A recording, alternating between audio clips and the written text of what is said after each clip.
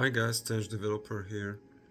Today I would like to talk about the topic of research and how to process information that you're exposed to, whether it's on social media, news, TV, newspaper, etc., or government. So, the first thing that I would like you need to know or understand is you need to be very critical of every piece of information, and I'm going to explain to you why. First of all, you need always, like, if you want to be very objective and you want to, like, analyze things in a very precise way, you need to approach things from the mindset that everything I'm being told is not true unless proven.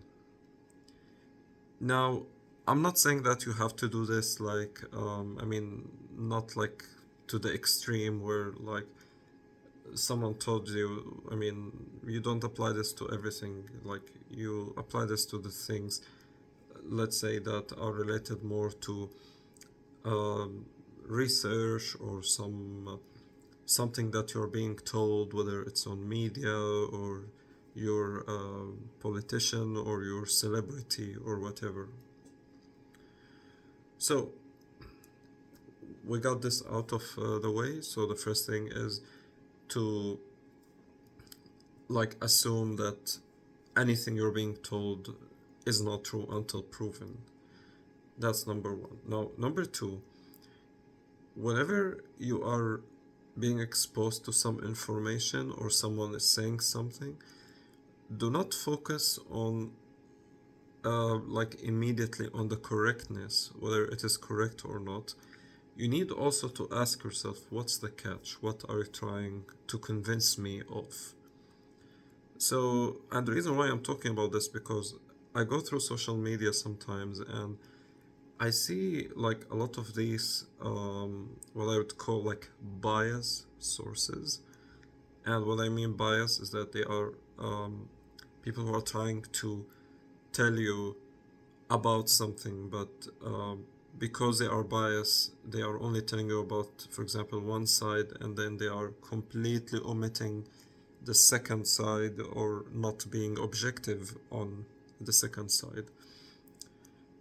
And this is why you need to be very critical and you need to be very careful when you are reading something. You always ask yourself, what's the catch? What this person is trying to tell me?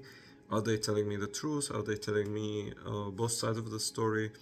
Or are they trying to sell me something? Because in most likely, most of the case, someone is trying to sell you something, whether directly or indirectly, it doesn't matter. They could be just selling you an idea, they could be selling you a product, they could be selling you whatever. So you need always to, first of all, let's again, don't believe anything until proven. And number two, ask yourself, what's the catch? And one of the things that a lot of people don't feel comfortable with is challenge your own dogmas. Now, what do I mean by challenging your own dogmas? Each person has some kind of dogma, something that they have a very deep and strong belief in, and and maybe you even had fights with other people because you believe in it and you think it is right, and you are debating with others and you're defending your point, which, by the way, is something, everyone has the right to express, like freedom of speech. Absolutely fine, I'm all for freedom of speech. However, um, did you ask yourself, what if I'm wrong? What if what I've been told may not have been true? Maybe what I've been told is true, but not exactly the way how I've been told it is to be true, right? So, so this is something that also you have to keep in mind, is that you need to challenge your own dogmas because you are not always right, and no one is expected to be always right. And it is, in my opinion, it is very silly and unrealistic to assume that everything that I believe in is true and correct and factual. Because here's the thing, you need always to think of like the whole idea of believing in something, it's all based on hypothesis and theory. And anyone who knows what research is knows what is the difference between hypothesis and theory. So we humans, because it's very difficult for us to like always take everything in a dynamic way. We always try to take things that are very abstract and we try to narrow it down to try to make sense of it, but at the same time we are kind of like stupid in some way, because what we try to do, actually we are trying to draw conclusion which leads to generalization. I know this is a very deep and sophisticated topic, but please bear with me. So so you need always to like think of it this way. You need to challenge your own dogmas. Now, the next point I would like to talk about is the difference between quantitative research and qualitative research. Quantitative research is basically when you are trying to prove something based on statistics, and qualitative research is when you're using like more contextual data to help you interpret a certain, let's say, outcome or something similar to that. Now, one of the pitfalls that I see a lot of people fall for is someone bringing some statistics and then they're saying, oh, look, the statistic says 1, 2, 3, so it has to be like this. Now, here's the thing. In my opinion, like, and here's the thing. Not everyone, I'm not going to say everyone who does this is trying to mislead you. It doesn't have to be like that. A lot of people are just simply not actually, they don't understand what research is. They don't know how research works. So you find a lot of people who like catch something and then they try to use it, and like it feels like somebody is just looking for something, an excuse to try to push whatever belief or point that they have in mind. So this is why whenever I'm being told something, I'm like, huh, there has to be like something beyond what I'm being told. And we have seen this again and again and again and again and again. And let me give you a very perfect and simple example of like when, for example, information is being omitted and someone is trying to convince you of something and saying, oh, it's because of this. So, for example, you heard someone saying, and this is just an example, the prices of energy have increased due to logistic issues, and they go silent. But then it's like, you know, when you start digging deeper and deeper and deeper, you find that like what you have been told is only part of the truth and not actually like 100% what is the reality behind it. So you always need to be very careful. You need to be very critical whenever you hear something, or you know, you're being told about some research or statistics or numbers. Always think quantitative and qualitative, not only quantitative but also qualitative. You need both to help you draw a better conclusion on a topic, so that you are more objective on how you process the information for yourself.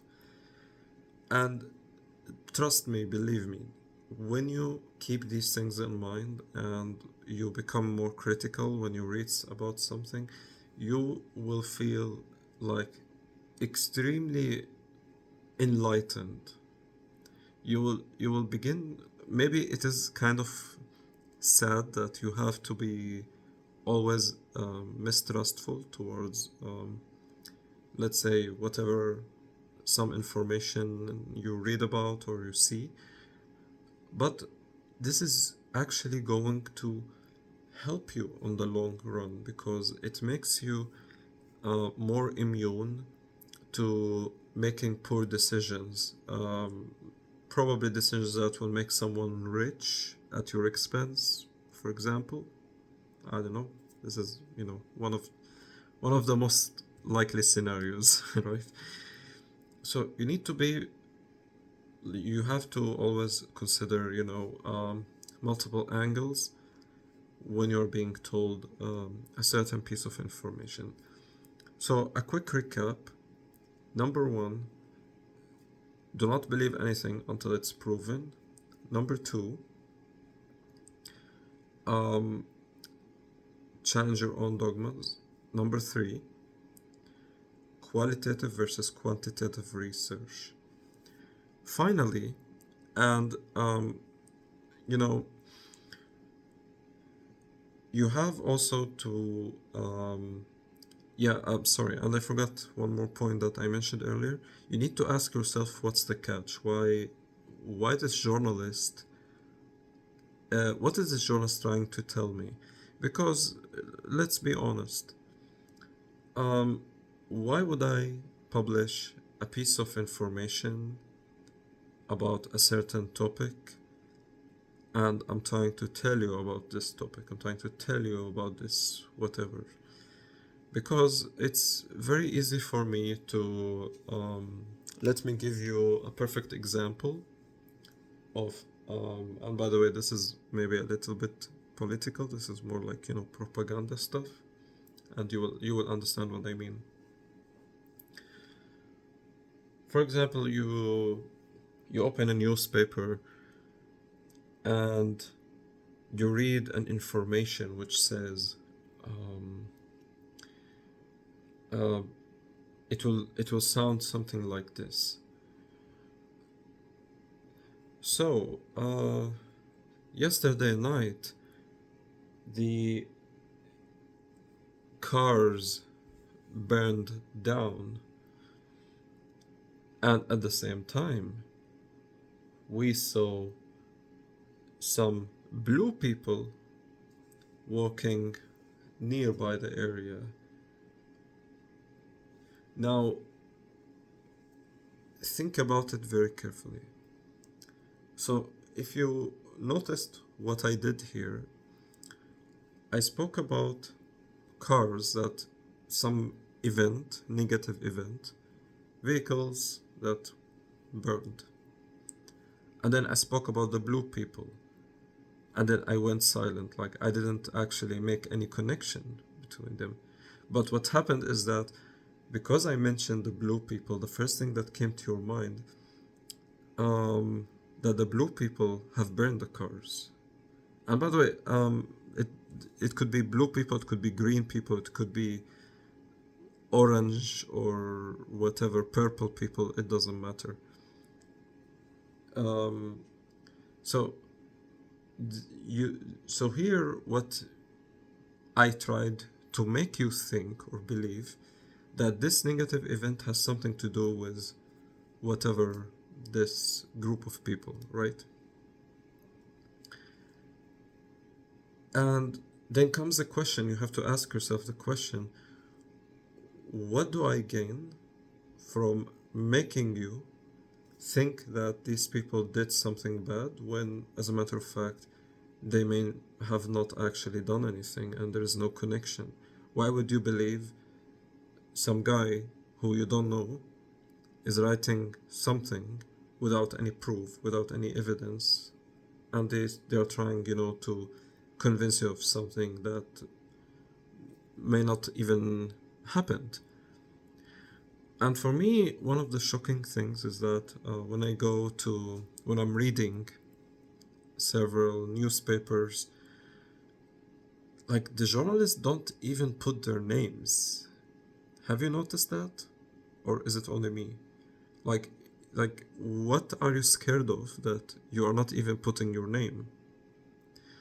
So this is why um, I became very critical of everything that I see or read or anything that I'm exposed to, and I always try to get the full picture from multiple angles, and I try to get rid of my biases because like your own bias is your real enemy, because your bias is not helping you see the real picture. Your bias is basically keeps pushing you into emotional state, so you are always being emotional, and whenever you are emotional you are actually going to eventually make poor and worse decisions on the long run. So overall, you need to be very careful. You need to question, like you need to be very critical. You need to question whatever you see. um, Wikipedia, I'm sorry to say it, it's trash. And I'm not attacking the founder of Wikipedia, who may have had some of the greatest intentions. But Wikipedia, anyone could just go in, compile different information, and like form their own hypothesis and try to push whatever narrative or agenda that they're trying to convince you of. So this is why I always check the resources and references. And for me, a newspaper article that says research suggests and goes silent is not research to me. This is sorry, like, this is nonsense. Um, and if you want to be even more informed, you have to look for the research. If a piece of information says that this research did ABC, I'm gonna go and check out what this research is about. I'm gonna read how they did it, and this gives me a more better idea, more or less, how serious the research was and how like conclusive it was, and how much they spent time to try to, like create a realistic, let's say, result. So I hope that you found this useful. I kindly ask you, please, please repost this video, and I'm telling this from my heart. Not, I don't care about subscribers, followers, likes. It doesn't matter to me. What I care is repost, tell this to as many people as you know, because the more we spread this awareness, the more we help each other have a better world where we coexist together, and like have more peace. So aside from reposting, if you would like to support my channel, please follow or subscribe, like, repost, everything. This would, like, I would really appreciate it, and this would help me a lot to keep posting more content like this. And if you are a programmer and you're interested in tech, you can check out my other videos on tech topics or gaming or courses that I sell for programming, as well as some apps I made. One of them is an app that helps people with smartphone addiction. You can check it out in my profile. So thank you, and we'll see you on the next video.